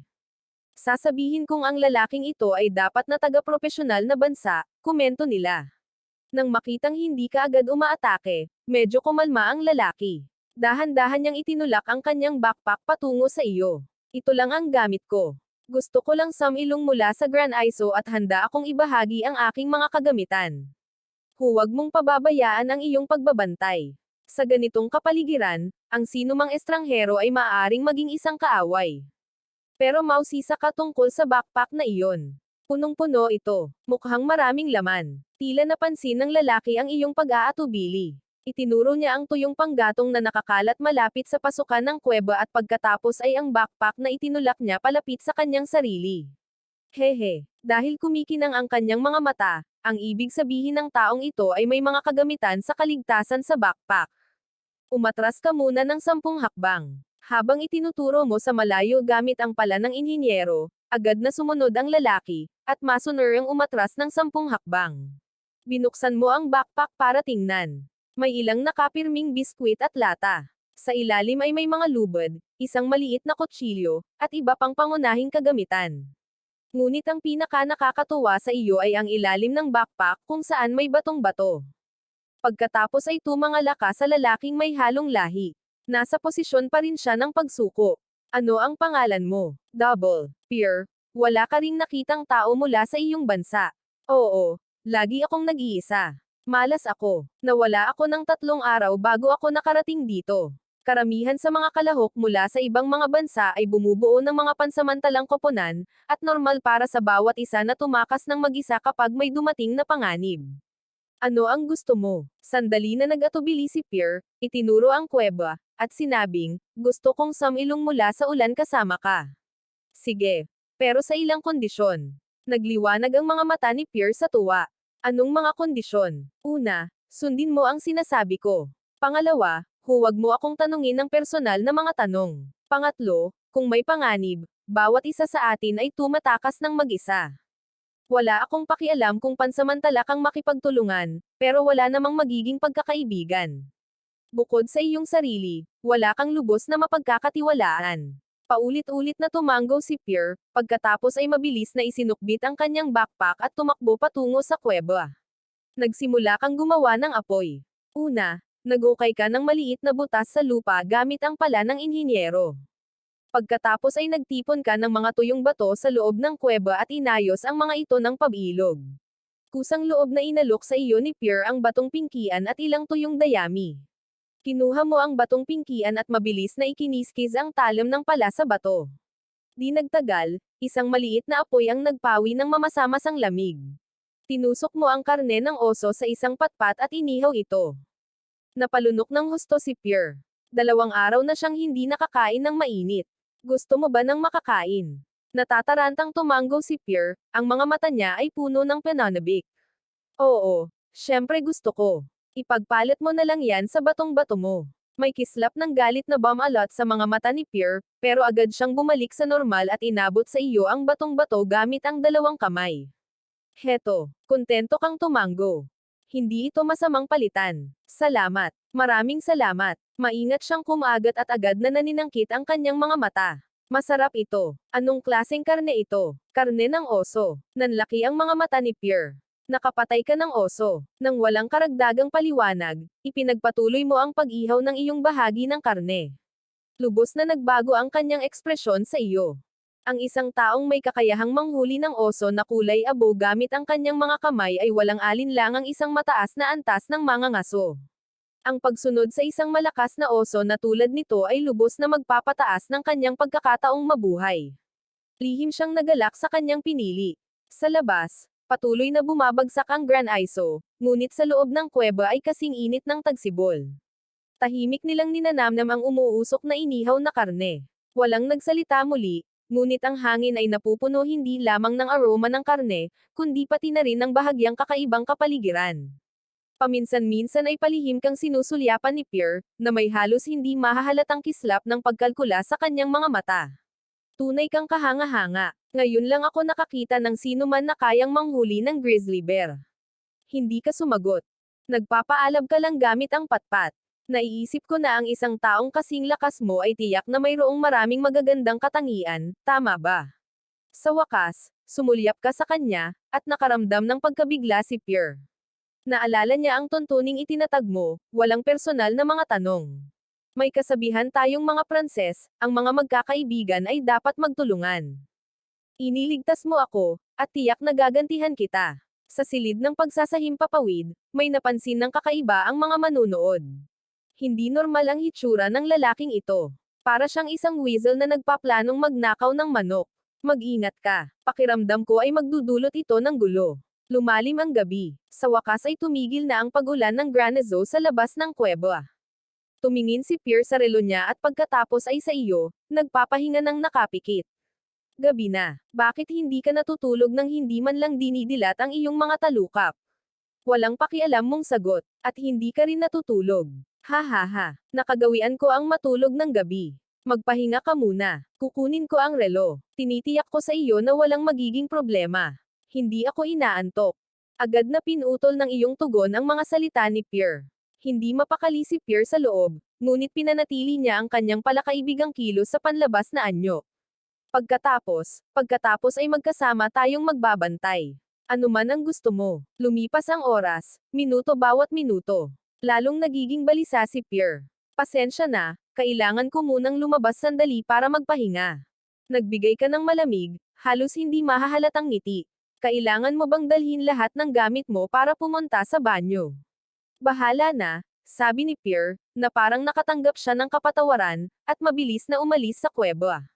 Pagkaalis niya, bigla kang tumayo at sinipa ang apoy sa kampo.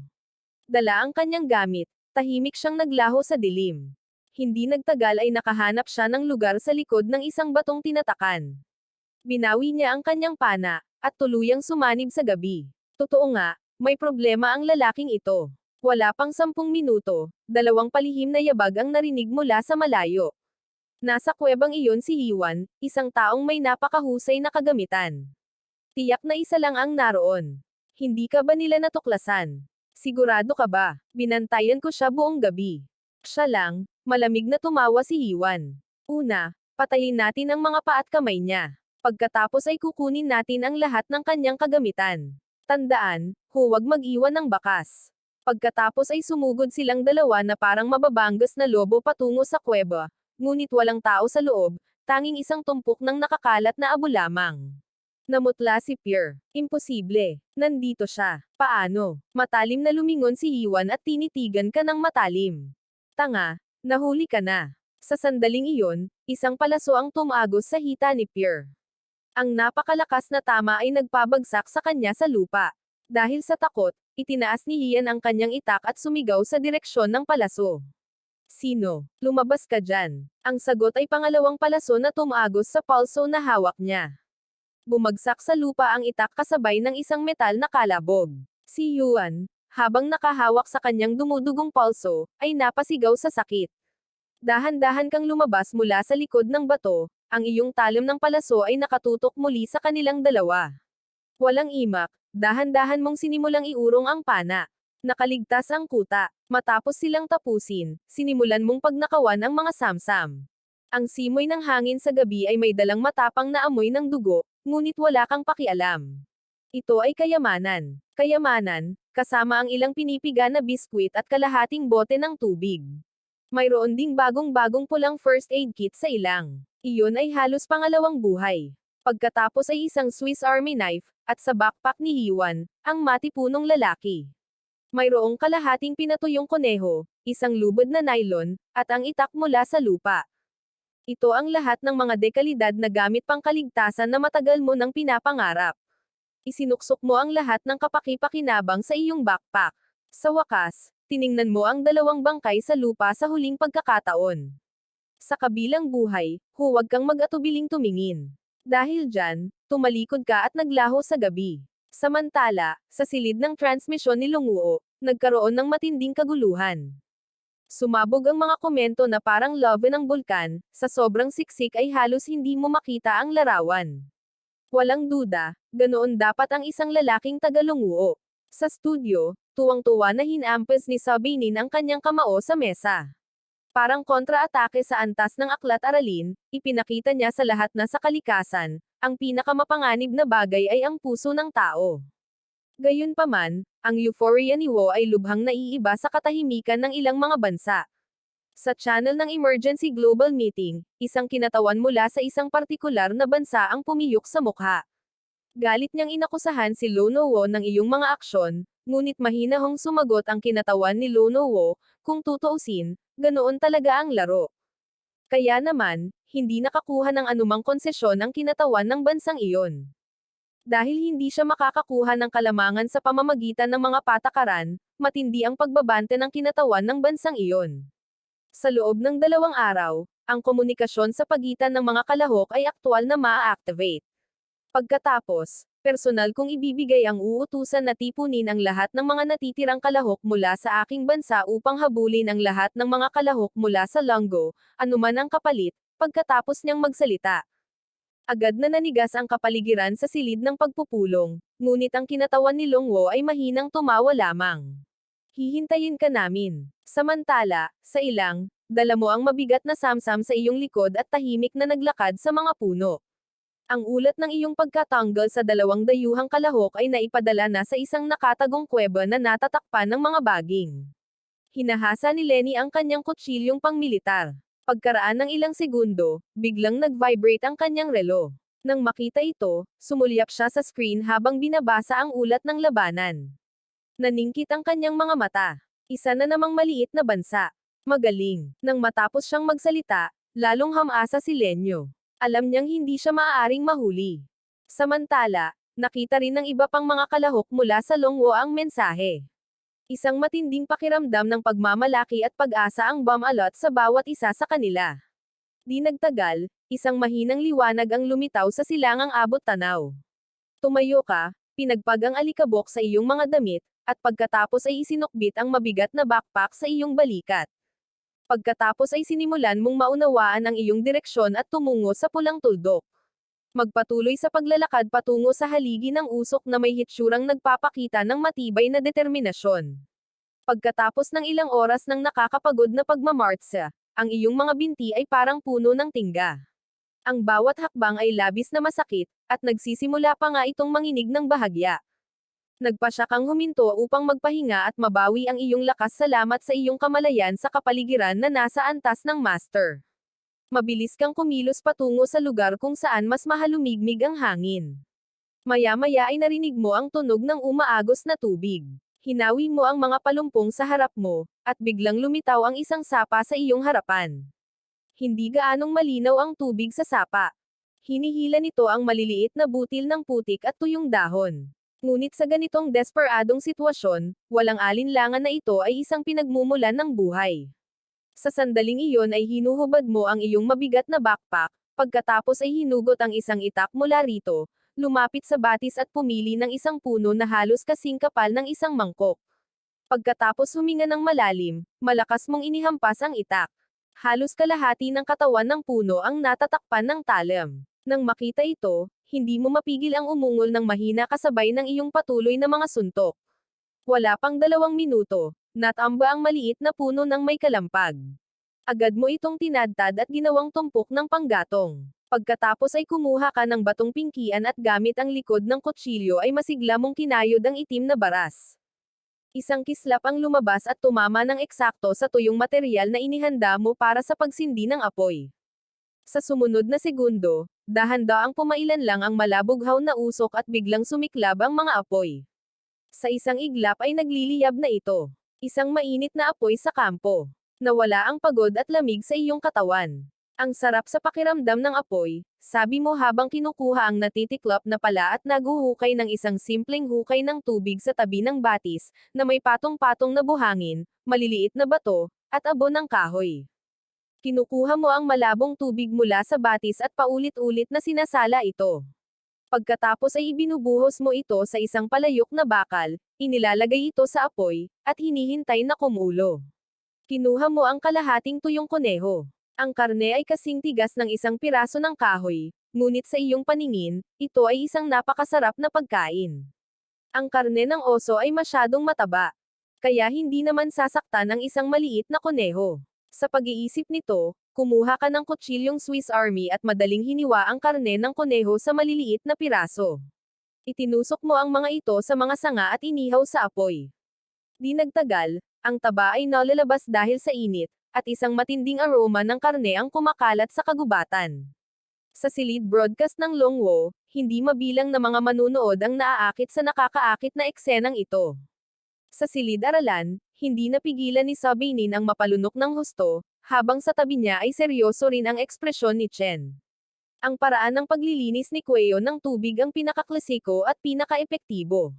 Ipinapakita nito na mayroon siyang napakayamang karanasan sa pamumuhay sa ilang. Sa pampang ng batis, habang iniinom ang pinakuloang tubig, kinakain mo ang inihaw na kuneho, malutong sa labas at malambot sa loob. Unti-unting nawawala ang pagod mula sa hindi pagtulog buong gabi. Maya-maya ay naubos mo na ang huling piraso ng karne ng kuneho. Pagkatapos ay tinatakpan mo ng lubusan ng lupa ang mga baga at binuhusan ng tubig para matiyak na walang matitira kahit isang kislap. Nang muli mong ibalik ang mabigat na backpack, pakiramdam mo ay ganap na nabuhay ang iyong enerhiya. Mabilis mong natukoy ang direksyon at nagpatuloy sa paglakad patungo sa senyales ng airdrop. Gayunpaman, wala pang kalahating oras ang iyong paglalakad nang hindi sinasadyang bumagal ang iyong mga hakbang. Masyadong tahimik ang kagubatan. Tuluyan nang nawala ang mga huni ng mga ibon at insekto. Bigla, may nanginag mula sa talampakan ng iyong mga paa hanggang sa tuktok ng iyong ulo. Sa sandaling iyon, nanigas ang bawat kalamnan, at inabot mo ang itak sa iyong baywang. Pinapagana mo ang iyong kamalayan sa kapaligiran na nasa antas ng master at sinuri ang iyong paligid. Sa wakas, ang iyong tingin ay tumangala sa pagitan ng 2 puno sa unahan. Kita mo, mga 10 centimeters mula sa lupa, isang manipis na sinulid, isang bitag na gawa sa mahabang balahibo ng isang hayop. Isang kaguluhan ang sumiklab sa silid ng transmisyon ni Long. Sa studio, nakatitig din sa iyo si Chen. Ang bitag na ito ay dinisenyo para sa mga tao. Natukoy si Sio. Nang marinig ito, lahat ay biglang bumilis ang tibok ng kanilang puso. Gayunpaman, gumawa ka ng isang hindi inaasahang galaw. Dahan-dahan kang yumuko, iniunat ang isang daliri, at dahan-daang gumuhit ng ilang bilog sa lupa. Maya-maya, kinalkula mo sa isip kung saan maaaring magmula ang isang pag-atake. Maya-maya, napadpad ang iyong tingin sa dalawang magagandang lugar na maaaring pagtambangan na hindi kalayuan. Isang malamig na ngiti ang sumilay sa sulok ng iyong mga labi. Pagkatapos, palihim kang umatras ng 2 hakbang. Sa sumunod na segundo, ang iyong figure ay naglaho, natutunaw sa mga anino. Kasabay nito, hinugot mo ang iyong pansamantalang mahabang pana at nagpakawala ng palaso na may buto. Sa isang ambush point, 2 kakompetensya sa Wow Country ang nakayuko. Nagmura ang maliit na bastos habang nakatitig sa lugar kung saan ka nawala. May napansin ang lalaking iyon. Habang sinasabi niya ito, ang boses ni Matsushita Suza ay nagmumula sa gilid. Ang mahahabang alambreng bitag na iyon ay ginawa gamit ang mga sinaunang pamamaraan mula sa dakilang wow. Matutukoy mo ito. Maging matyaga. Hintayang mag-trigger ito. Nang marinig ito, kumalma ang maliit na kupol, dinilaan ang kanyang tuyong mga labi, at ang kanyang mga mata ay napuno ng kasakiman. Gayunpaman, lumipas ang mga minuto at nanatiling hindi gumagalaw ang lugar ng patibong. Nauubos na ang kanilang pasensya. Noon din, isang ingay ang nagmula sa isang kalapit na palumpong. Tumalon ang maliit na kuneho at biglang itinutok ang kanyang pana sa pinagmumulan ng tunog. Isang ligaw na kuneho ang tumalon mula sa palumpong at mabilis na tumakbo patungo sa kabilang panig. Nang makita ito, nakahinga ng maluwag ang munting halimaw, ngunit biglang may lumabas na itim na anino mula sa hindi kalayuan. Kasabay nito, isang nakakadurog pusong sigaw ang umalangaw sa kakahuyan. Nang makita ito, mabilis na lumabas si Matsushita Suza, may hawak na kutsilyo at maingat na pinagmamasdan ang kanyang paligid. Sa sandaling iyon, mahinahon kang naglakad, may dalang mahabang pana, ang iyong tingin ay kasing tahimik na parang pinagmamasdan mo ang 2 bangkay. Agad-agad, isang malakas na presyon ang nagpahinto sa paghinga ni Matsushita Suza. Sino ka? Ngunit hindi ka sumagot, dahan-dahan mo lang itinaas ang pana, tinutukan si Matsushita Suza. Nang makita ito, pinilipit ni Matsushita Suza ang kanyang palso at 3 matutulis na bato ang tumama sa iyo. Gayunpaman, mas mabilis ang iyong reaksyon. Sakto lang ang pag-flick mo at naiwasan ang pagtama ng 3 bato. Pagkatapos, sa isang iglap, binawi mo ang tali ng pana at nagpaputok ng palaso. Nang makita ito, nagmadaling umiwas si Matsushita Suza sa gilid, ngunit ang palaso ay tumungo sa maliit na kupol na hindi makagalaw. Wala siyang oras para gumanti, at ang palaso ay tumagos sa kanyang ulo. Sa tanawing ito, biglang bumilis ang tibok ng puso ni Matsushita Suza, ngunit sumusugod ka na sa kanya, hawak ang pana. Mabilis na itinaas ni Matsushita Suza ang isang maikling kutsilyo upang ipagtanggol ang kanyang sarili. Nagbanggaan ang pana at kutsilyo, at lumipad ang mga kislap. Sa sumunod na segundo, isang matinding panginginig ang damaloy sa talim ng kutsilyo. Agad na napunit ang hawakan ng pana ni Matsushita Suza, at tumalsik ang dugo. Nabigla siya sa matinding puwersa. Napaatras siya ng 2 hakbang bago nakabalik sa kanyang kinatatayuan, nanlalaki ang kanyang mga mata sa pagkamangha. Ang katunggaling ito ni Lon ay isang halimaw. Ngunit, nang tamaan siya, hindi niya binitiwan ang pressure at patuloy na inihampas ang pana sa kanya. Sa sandaling iyon, nagngingit-ngit si Matsushita Suza at mabilis na itinaas ang kanyang mga kamay upang harangan ang atake. Agad na damaloy sa kanya ang matinding kirot ng mga bali na buto, at tumilapon si Matsushita Suza patalikod, bumangga sa isang puno. Pagkatapos ay lumapit ka na parang anino, itinaas ang iyong pana, tinutok ang kanyang ulo, at malakas na hinampas. Sa sandaling iyon, humigit kumulang 1 kilometro ang layo, huminto si Lenyo nang marinig ang mga sigaw.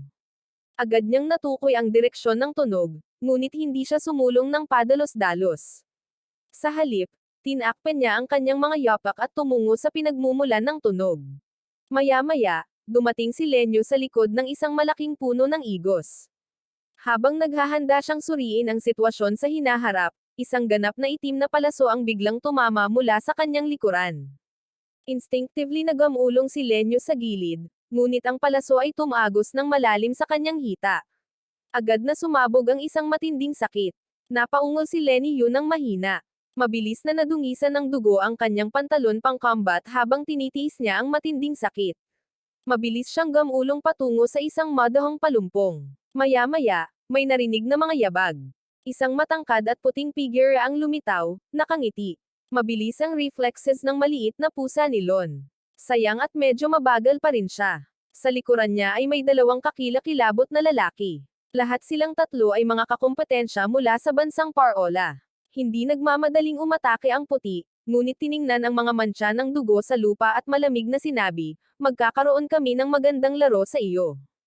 Dahil dyan, naghiwa-hiwalay silang tatlo, na bumuo ng isang karaniwang tactical search formation triangle.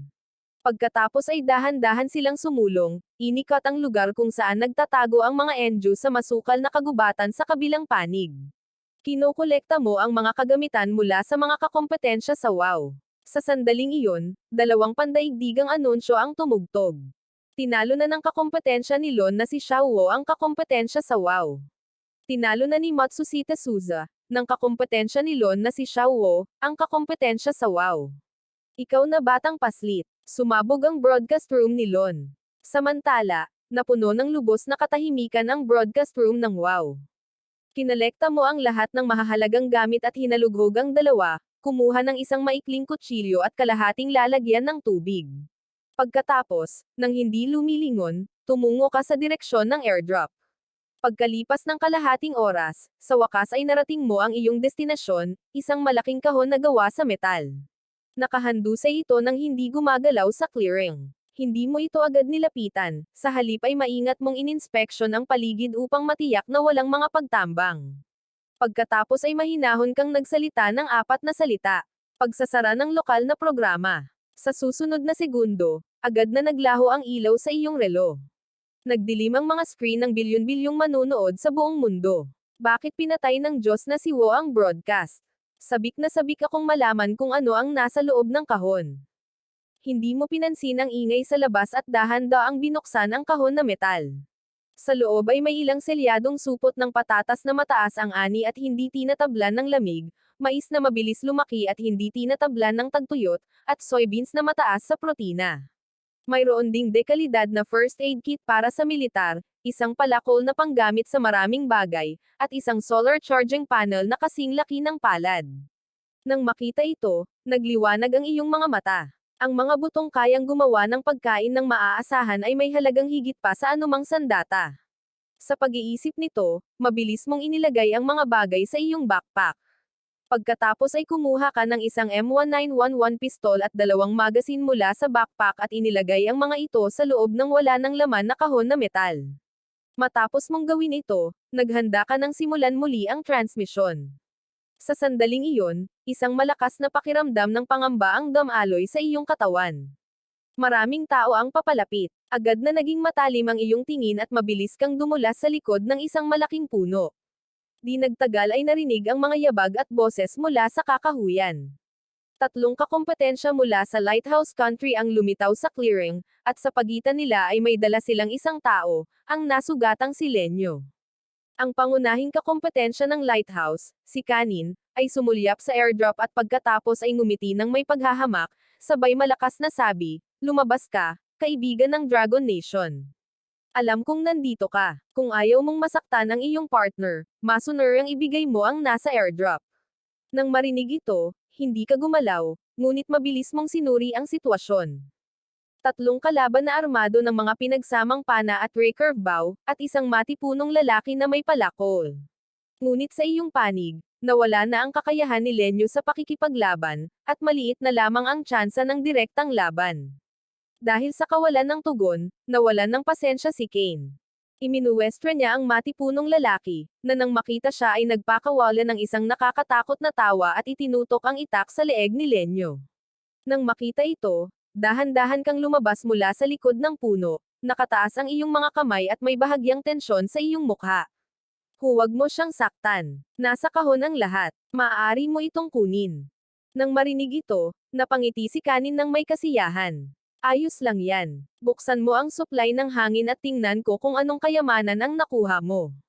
Ikaw, nang walang imak, ay dahan-daang lumapit sa kahon na metal, pagkatapos ay yumuko sa harap nito, nagkunwaring nahihirapan sa takip. Ngunit ang iyong kamay ay nasa loob na ng kahon. Hindi napansin ni Khan at, sa kabaligtaran, ay naiinip kang pinilit. Mas mabilis. Bamulong ka. Oo.